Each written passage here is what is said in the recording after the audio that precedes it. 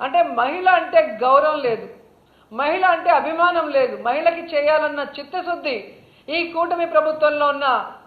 CM Chandrababu నాయుడుకి కానీ, deputy CM Pawan కళ్యాణ్కి కానీ, అలాగే హోంమంత్రి అనితకి లేకపోవడం చాలా బాధాకరమని కూడా ఈ సందర్భంగా తెలియజేసుకుంటున్నాను. జగనన్న ఉన్నప్పుడు మీరు చూస్తే చెప్పుకోవడానికి గుర్తురానన్ని పథకాలు, చేయూత కానీ, అమ్మఒడి కానీ, ఆసరా కానీ, ఇల్లు కానీ, రైతు భరోసా కానీ, సున్నా వడ్డీ కానీ, ఇలా చెప్పుకుంటూ పోతే